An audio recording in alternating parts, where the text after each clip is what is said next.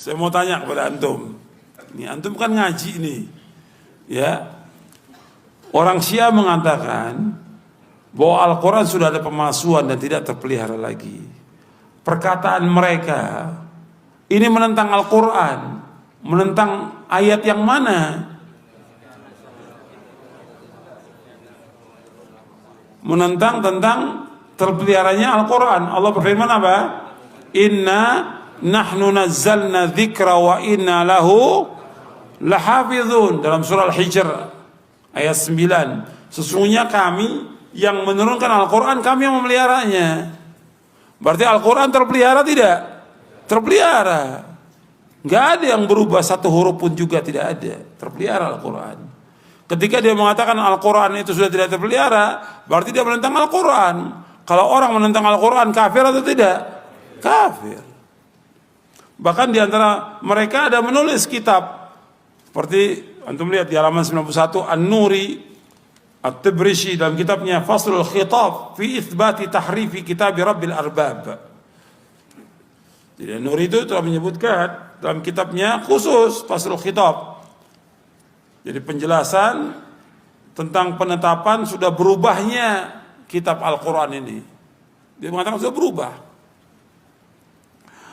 Bahkan orang-orang Syiah mengatakan bahwa menurut versi Syiah Al-Quran terdapat 114 surat kata mereka, tapi 29 ayat menyimpang. Ada yang mengatakan 112 surat. Dikurangi surat Muawiyadatain, ada terdapat 115 surat, ditambah surat Al-Wilayah, dan masih banyak lagi. Mereka mengatakan mushaf yang mereka punya mushaf Fatimah. Dari segini ini aja udah kafir mereka dari Al-Quran. Belum lagi yang lainnya kalau kita lihat. Jadi Syiah itu penentangannya dari semua segi ya. Dari Al-Quran mereka sudah menyimpang. Dan ini dalam kitab-kitab rujukan mereka itu ada penjelasannya tentang penyimpangan Al-Quran. Kemudian juga i'tiqad mereka tentang sunnah, mereka nggak mau terima sunnah kecuali yang datang dari imam mereka. Jadi kalau sunnah mereka kitabnya rujukannya bukan Bukhari, Muslim, Abu Dawud, Tirmidzi, bukan. Rujukan mereka kitabnya Al-Kafi, Al-Istibsar, Malihatul Faqih, At-Tahdzib dan yang lainnya. Mereka nggak pakai itu. Mereka pakai kitab Sahih Bukhari atau Muslim kalau mereka berhujah untuk menundukkan Ahlus Sunnah. Mereka pakai itu. Tapi selain itu mereka nggak pakai. Mereka nggak pakai tentang keadaan para sahabat yang disebutkan di Sahih Bukhari dan yang lainnya, nggak pakai mereka. Jadi mereka nggak, dari sunnah mereka sudah mengingkari sunnah-sunnah Nabi SAW. Mereka pegang kepada akwal siapa? Perkataan para imamnya mereka.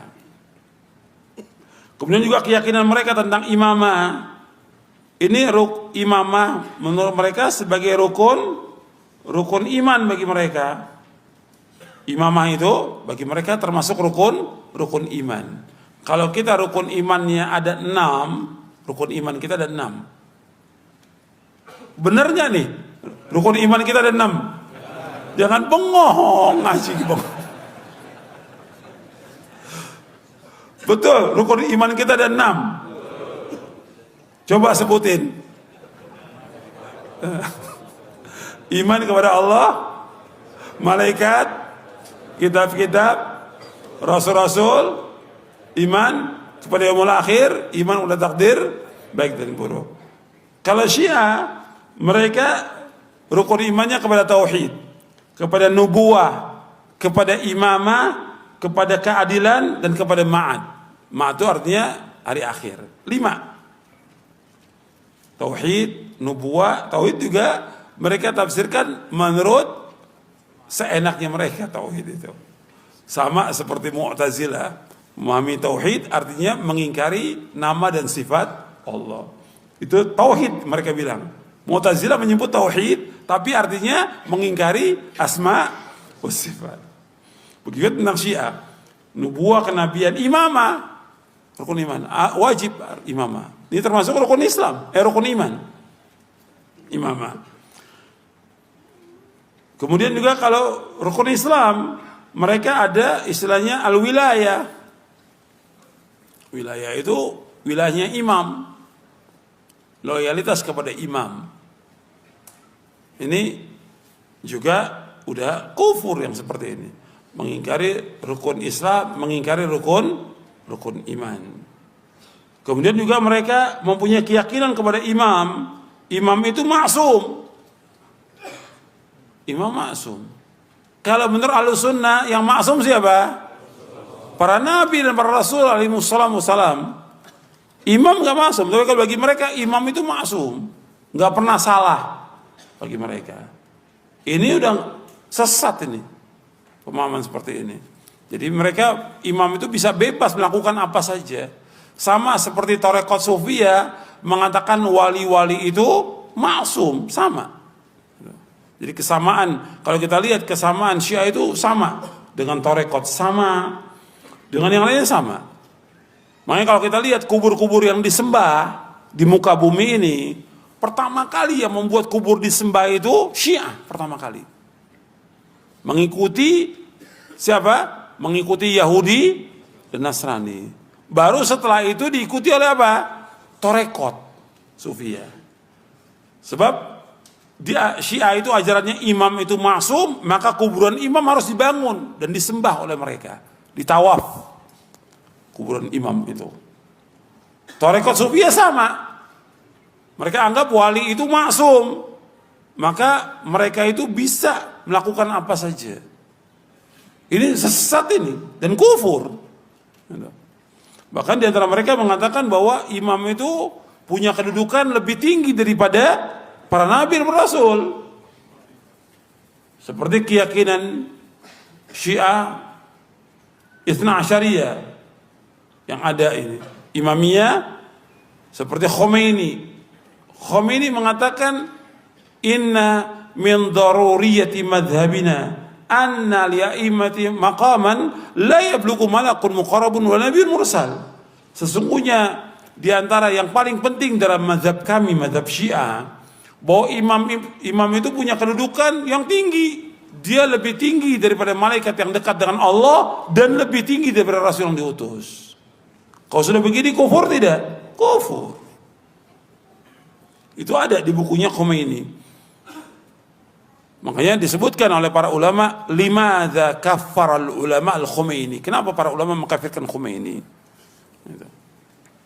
Ini tokoh yang sesat dan menyesatkan. Kemudian juga mereka punya akidah bada. Bada itu artinya ada yang Allah tahu, ada yang Allah tidak tahu, tapi imam tahu. Bayangkan itu bada. Ini kufur sudah.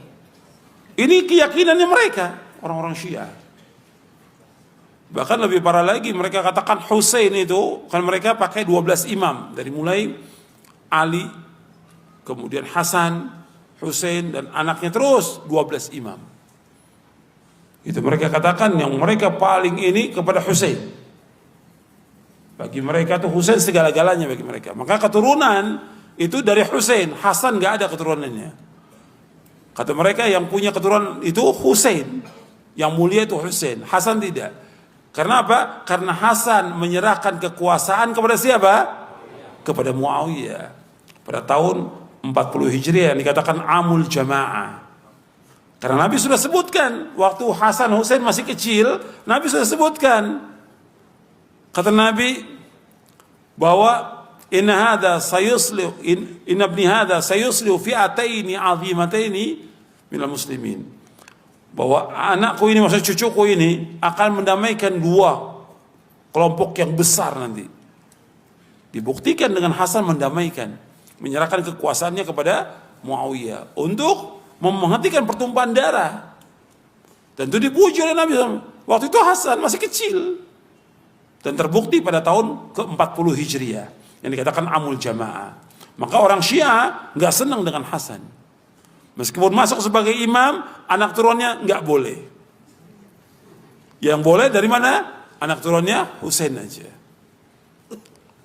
Jadi kalau bilang mereka ini senang kepada Ahlul Bait, menghormati Ahlul Bait, ini dusta, kadzab mereka. Makanya kata Imam Syafi'i dan juga kata Syekhul Islam, orang yang paling dusta di muka bumi ini orang Syiah. Maka jangan percaya pada orang Syiah selama-lamanya sudah. Karena mereka punya ajaran apa? Taqiyah. Bohong. Bagi mereka, bohong itu hukumnya wajib bagi mereka.